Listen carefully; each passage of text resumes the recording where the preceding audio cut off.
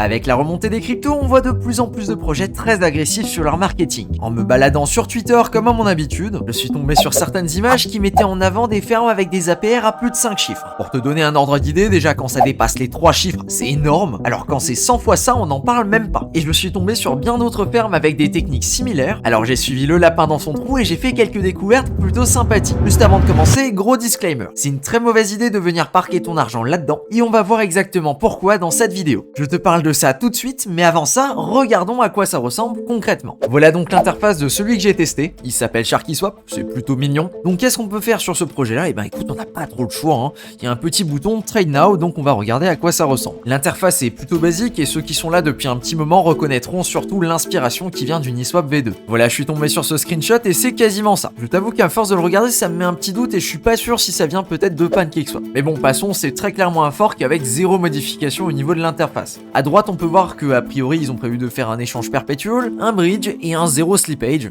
Zéro slippage de quoi? Je ne sais pas, sûrement sur les trades. Mais ce qui nous intéresse aujourd'hui, ça va se trouver dans l'autre onglet, ça va se trouver dans l'onglet Farm. Bon, je m'y suis pris un petit peu tard pour faire la vidéo, comme tu peux voir, on n'a plus un APR à 5 chiffres, on a juste un APR à 4 chiffres, désolé. À l'heure actuelle, il y a juste, je dis bien juste avec 2 guillemets, un APR de 7000% par an. Alors là, effectivement, c'est énorme et je vais expliquer ça un petit peu plus tard dans la vidéo, parce que sur le Discord, vous m'aviez demandé, mais comment c'est possible d'avoir autant d'APR? Au niveau des pools, qu'est-ce qu'on a? On a une pool en stacking simple sur du Sharky, du coup le token du projet, avec 6800% d'APR, et on a les deux pools principales avec du Sharky W Ethereum et du Sharky USDC. Ce qu'on peut remarquer très facilement, c'est l'écart qui est complètement délirant entre une pool qui n'a pas de token du projet et une pool qui a le token du projet. On passe quand même de 7500% d'APR à 6%. Ouais, c'est pas vraiment le même ordre de grandeur. Et c'est assez simple d'aller dans le multiplayers et de voir que, effectivement, certaines pools ont plus d'incentives que les autres. Et en plus, juste ici, il y a la petite fonction calculette pour regarder à quoi ça correspond. Écoute, on va dire qu'on a 100$, qu'on va les stacker pendant 30 jours et qu'on va venir faire du compounding tous les jours. Et donc là, avec nos 100$, normalement, on est censé se retrouver avec 44 000$ à la fin du mois. Concrètement, le calculateur va admettre que le prix reste stable et en plus de ça, il va imaginer que tous les jours, tu vas venir réinvestir ce que tu as farmé. Alors évidemment, ça semble pas déconnant de faire 21$ par jour pour 100$ stackés, sauf que tu l'imagines bien, c'est pas aussi simple que ça. Faisons un tour sur le copain DexScreener et regardons ce qui se passe avec ce token. Et là, on voit déjà sur 24 heures, qu'est-ce qui s'est passé? Le prix a été divisé par 10. On est sur un début d'investigation plutôt sympathique. Donc on va cliquer, on regarde et on va mettre, je sais pas, on va mettre sur un mois, ça me paraît crédible. Voilà, tac, donc on a la création du projet qui était environ le 17-18 février. À l'heure actuelle, on est le 28, du coup ça fait même pas un mois, ça fait littéralement 10 jours. Et si on regarde de plus près, le token a commencé à 0,89 environ. Il est monté, il a tapé quasiment les 11$ avant de se péter la gueule progressivement et surtout ce dernier jour pour passer de 7$ à quasiment 63 cents.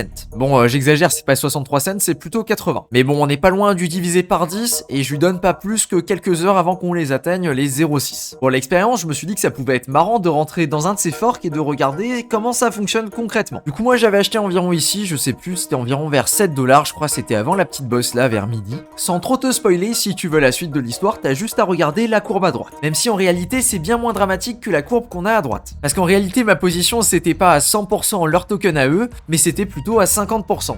J'avais du Sharky W Ethereum. Donc 50% de Sharky et 50% de Wrapped Ethereum. Quand je suis rentré hier, il y avait environ 14 000% d'APR, ce qui est beaucoup et qui au journalier correspond à peu près 36% par jour. Alors en réalité, pendant un certain moment et quasiment jusqu'à ce point-là, j'étais rentable parce que mes intérêts ont compensé les pertes. Sachant que j'étais seulement exposé à 50% au Sharky et que je générais pas mal de Sharky à côté. Le problème par contre, il est survenu quand il y a eu cette chute sacrément violente. Et là, tu t'en doutes bien, quand on tape un divisé par 4 en l'espace de 30 minutes, t'as beau avoir 13 000% d'APR, ça ne suffit pas. J'ai eu un petit peu de chance, j'ai réussi à sortir vers les 4$ à peu près par là, et heureusement j'avais pas mis grand chose, c'était vraiment pour tester. Au total, au moment là où je suis sorti, j'ai dû perdre à peu près 10% de ce que j'avais mis dessus, alors qu'en réalité le token, lui, il en a plutôt perdu 50%. Autant te dire qu'on a sauvé les pots cassés, parce qu'à quelques minutes plus tard, on était beaucoup plus bas. Et d'ailleurs, avant la fin de la vidéo, il y a même moyen qu'on arrive à le voir le 0,6, parce que là on est à 0,73. Donc oui, c'est pas parce qu'en valeur affichée tu fais 36% par jour,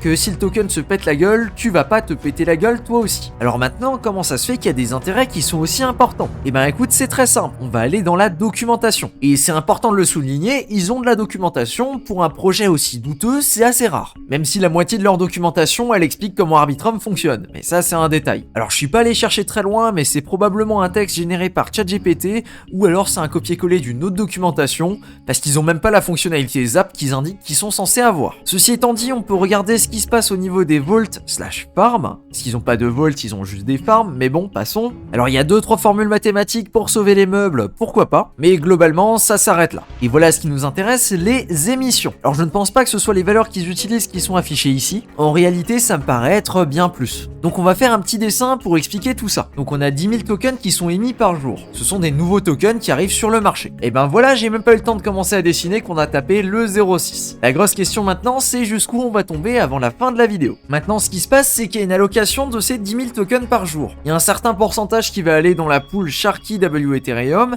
il y a un certain pourcentage qui va aller dans USDC, USDT, et un certain pourcentage qui va aller dans toutes les autres pools qui sont créées. Et ici, pour te donner un ordre d'idée, ce pourcentage-là, il est calculé avec le multiplier. En gros, le pourcentage d'une pool, c'est le multiplier de la pool divisé par le multiplicateur total. Dans notre cas de figure, on a un multiplicateur de 1507, et donc si on prend 650 divisé par 1507, et ben on va retrouver 43%. On va donc mettre notre 43% ici, et concrètement, ça correspond à 4300 tokens. Maintenant qu'on sait combien de tokens il va y avoir distribués par jour, il nous faut des investisseurs. Ça, ce sont les personnes qui vont venir stacker dans les pools de liquidité, du coup, par exemple, la pool Sharky W Ethereum. Pour simplifier, on va dire qu'on a 3 bonhommes qui viennent stacker dessus. On a du coup Lila, Orange et Bleu Ciel. Allez hop, on les appelle comme ça. Au total, ils vont venir stacker pour 1000 $ dans la pool de liquidité avec respectivement 300, 200, 500. Et donc ça veut dire que sur ces 4300 tokens, eh bien le bonhomme bleu, il va venir récupérer 2150 tokens par jour. Le bonhomme orange va venir en récupérer 860 et la madame Lila, elle va récupérer 1290 tokens par jour. Et maintenant, il suffit de prendre le prix du Sharky à l'instant T et de venir le claquer là-dessus. Maintenant, tu sais que la personne là va gagner 2150 tokens, du coup 2150 $ par jour, ce qui fait quasiment un 400% d'APR quotidien, et il suffit de le multiplier par le nombre à l'année, et tu obtiens ces chiffres totalement délirants. Voilà donc comment ces sites-là, ils peuvent afficher des APR qui sont totalement démesurés. Il suffit qu'il y ait assez de tokens distribués pour peu de gens qui viennent stacker, et finalement, n'importe qui vient stacker dans la pool de liquidité peut choper des APR très importants. Et ce calcul-là, tu peux le faire sur chacune des pools de liquidité différentes. Mais alors, comment les gens perdent de l'argent là-dedans? Et bien tout simplement parce que la seule issue finale, c'est la vente de ce token. Parce que ce token-là, on va pas se mentir, il sert absolument à rien. Sa seule utilité, c'est de faire du farming.